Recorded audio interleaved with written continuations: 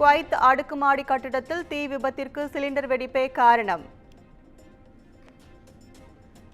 தரைத்தளத்தில் உள்ள பராமரிப்பு அறையில் விதிகளை மீறி சிலிண்டர்கள் பதுக்கி வைத்திருந்ததால் ஏற்பட்ட பெரும் துயரம்.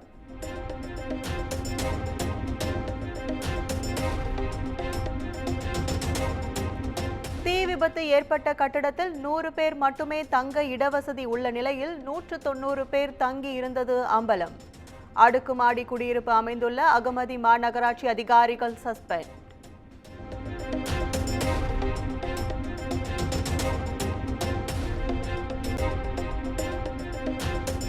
குவைத் தீ விபத்தில் உயிரிழந்தவர்களின் குடும்பத்தினருக்கு தலா 8 லட்சம் இழப்பீடு அறிவித்தது NBDC நிறுவனம். குடும்பத்தில் ஒருவருக்கு வேலைவாய்ப்பு வழங்கப்படும் எனவும் அறிவிப்பு.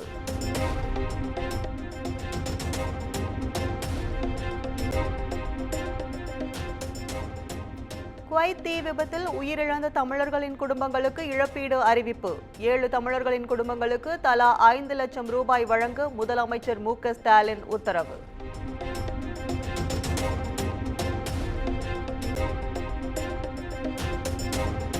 குவைத் தீ விபத்தில் இறந்த 7 தமிழர்களின் உடல்கள் இன்று தாயகத்திற்கு எடுத்து வரப்படுகிறது. விமானம் மூலம் கொச்சி வரும் உடல்கள் வாகனங்கள் மூலம் சொந்த ஊர்களுக்கு எடுத்துச் செல்ல ஏற்பாடு.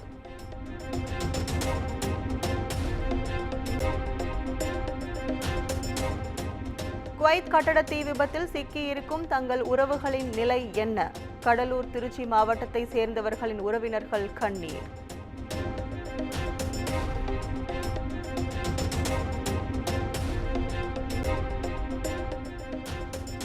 விக்கிரவாண்டி இடைத்தேர்தலுக்கான வேட்புமனு தாக்கல் இன்று தொடக்கம். வேட்புமனுக்களை தாக்கல் செய்ய வரும் 21ஆம் தேதி கடைசி நாள்.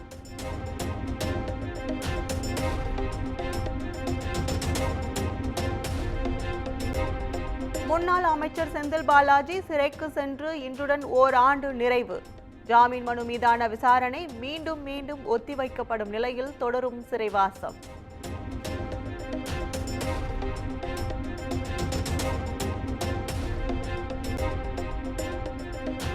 சட்டவிரோத பண பரிமாற்ற வழக்கில் வங்கி அதிகாரிகளின் விவரங்களை வழங்க கோரிய வழக்கு. செந்தில் பாலாஜி தொடர்ந்த வழக்கில் சென்னை முதன்மை அமர்வு நீதிமன்றம் இன்று தீர்ப்பு.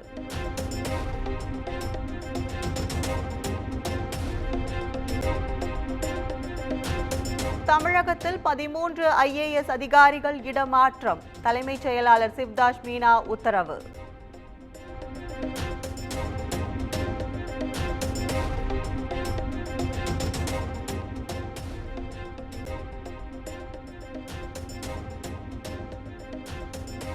நிலப்பிரச்சினை தொடர்பாக மருத்துவர் சுப்பையா கொலை வழக்கில் தூக்கு தண்டனை விதிக்கப்பட்ட விவகாரம். குற்றவாளிகள் 7 பேர் தாக்கல் செய்த மேல்முறையீட்டு மனுக்கள் மீது இன்று தீர்ப்பு அளிக்கிறது சென்னை உயர்நீதிமன்றம்.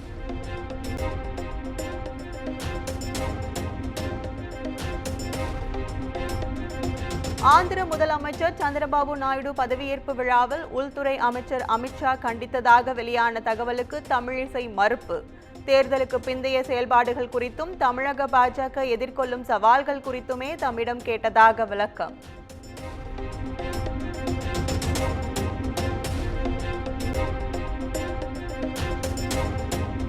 மேடையில் வைத்து தமிழிசையை அமித்ஷா கண்டித்ததாக கூறப்படும் விவகாரம். பெண்களுக்கு எதிரான அமித்ஷாவின் மனநிலையை வெளிப்படுத்துவதாக விருதுநகர் MP மாணிக்கம் தாகூர் கண்டனம்.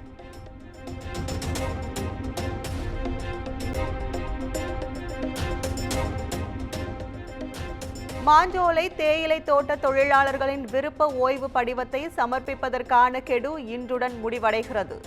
விருப்ப ஓய்வு திட்டம் மற்றும் தீர்வு ஒப்பந்தத்தின்படி நாளை இறுதி நாள்.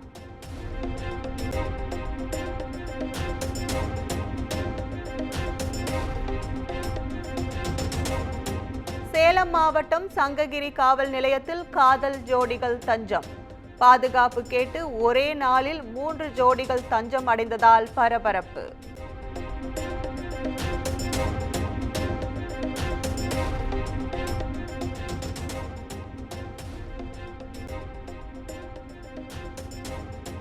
திருச்சியில் விற்பனைக்காக லாட்ஜில் பதுக்கி வைத்திருந்த 30 கோடி ரூபாய் மதிப்பிலான திமிங்கல உமிழ்நீர் பறிமுதல். சட்டவிரோத செயலில் ஈடுபட்ட 5 பேரை பிடித்து திருச்சி மத்திய சிறையில் அடைத்த போலீசார்.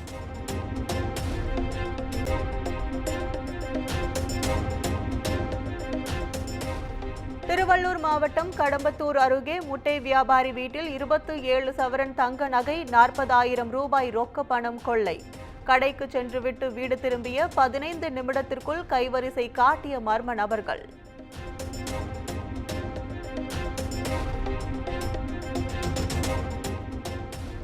சிங்கப்பூரின் சிற்பி என அழைக்கப்படும் முன்னாள் பிரதமர் லீ குவான் யூவின் ஐம்பொன் சிலை கும்பகோணத்தில் வடிவமைக்கப்பட்ட 6 அடி சிலை விமானம் மூலம் சிங்கப்பூருக்கு எடுத்துச் செல்லப்படுகிறது.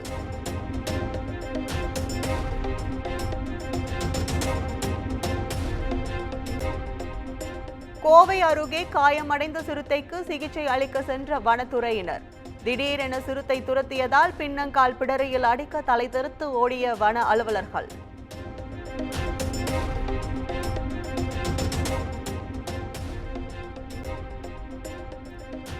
தமிழகத்தில் 61 நாள் மீன்பிடி தடைக்காலம் இன்று நள்ளிரவுடன் நிறைவு.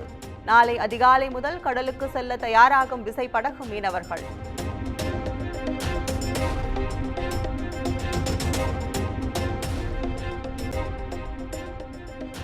சென்னை அடுத்த கூடுவாஞ்சேரி, மறைமலை நகர், சிங்கப்பெருமாள் கோவில் உள்ளிட்ட பகுதிகளில் கனமழை. வேலூர் மாவட்டத்திலும் பரவலாக மழை. கள்ளக்குறிச்சியிலும் பலத்த சூறைக்காற்று.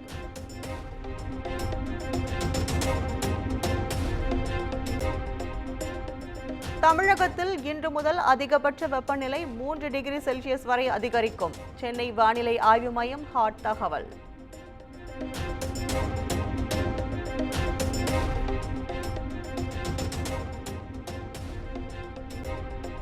நீட் தேர்வில் 1563 பேருக்கு வழங்கப்பட்ட கருணை மதிப்பெண்களை திரும்ப பெற்றது தேசிய தேர்வு முகமை. மறுதேர்வு நடத்த உச்சநீதிமன்றம் உத்தரவிட்ட நிலையில் நடவடிக்கை.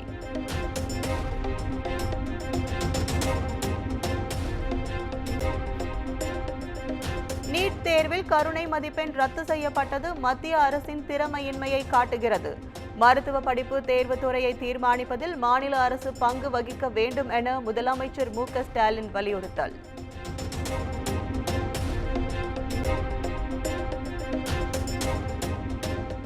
நீட் வினாத்தாள் கசிந்ததாக எந்த ஆதாரமும் இல்லாமல் எதிர்க்கட்சிகள் வதந்திகளை பரப்புகின்றன. காங்கிரஸ் நாட்டின் எதிர்காலத்துடன் விளையாடுவதாக மத்திய கல்வித்துறை அமைச்சர் தர்மேந்திர பிரதான் குற்றச்சாட்டு.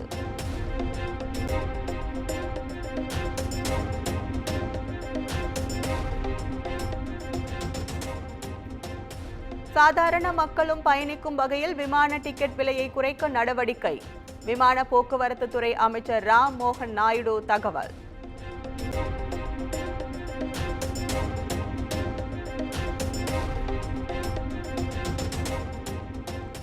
எம்எல்ஏ பதவியை ராஜினாமா செய்தார் சிக்கிம் முதலமைச்சரின் மனைவி கிருஷ்ணகுமாரி.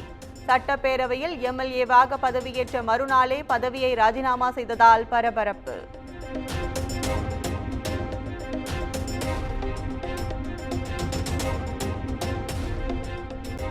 நாக்பூரில் வெடிமருந்து தயாரிக்கும் தனியார் தொழிற்சாலையில் விபத்து. 5 பேர் பரிதாபமாக உயிரிழந்த சோகம்.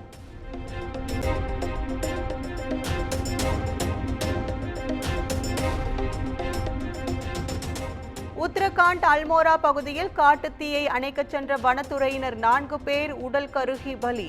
படுகாயங்களுடன் 4 பேர் மருத்துவமனையில் அனுமதி.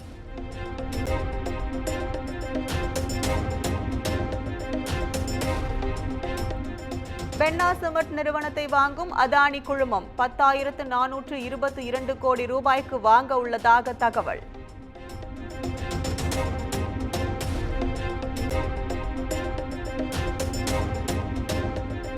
செல்போன் மற்றும் தொலைபேசி எண்களுக்கு இனி தனியாக கட்டணம் வசூல். மத்திய அரசுக்கு இந்திய தொலைத்தொடர்பு ஒழுங்குமுறை ஆணையம் பரிந்துரை.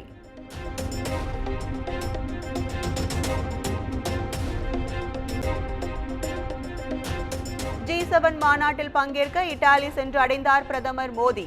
போர் உள்ளிட்ட சர்வதேச விவரங்கள் குறித்து G7 மாநாட்டில் விவாதிப்பு.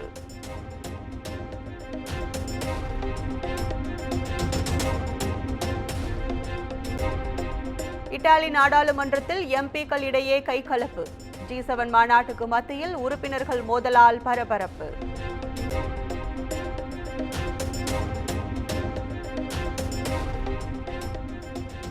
தைவான் எல்லைக்குள் பறந்த சீன ராணுவ ஹெலிகாப்டரால் போர் பதற்றம்.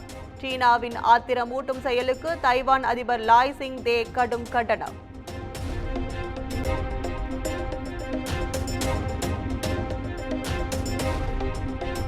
நெதர்லாந்து அணிக்கு எதிரான T20 உலகக்கோப்பை கிரிக்கெட் போட்டி 25 ரன்கள் வித்தியாசத்தில் வீழ்த்தி வங்கதேச அணி வெற்றி.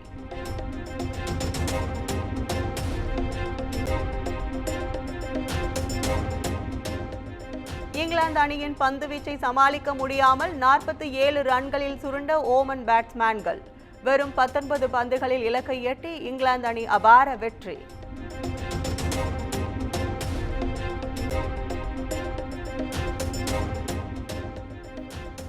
T20 உலகக்கோப்பையில் அமெரிக்கா அயர்லாந்து அணிகள் இன்று பல பரீட்சை.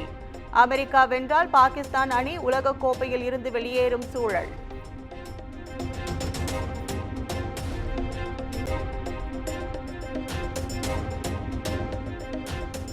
ஆஸ்திரேலிய ஓபன் பேட்மிண்டன் போட்டி. இந்திய வீரர்கள் பிரணாய், சமீர் வர்மா காலிறுதிக்கு தகுதி.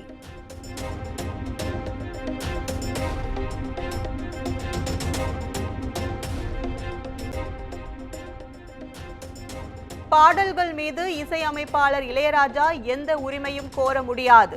சம்பளம் கொடுக்கும் தயாரிப்பாளர்தான் காப்புரிமை முதல் உரிமையாளர் என எக்கோ நிறுவனம் தரப்பில் வாதம்.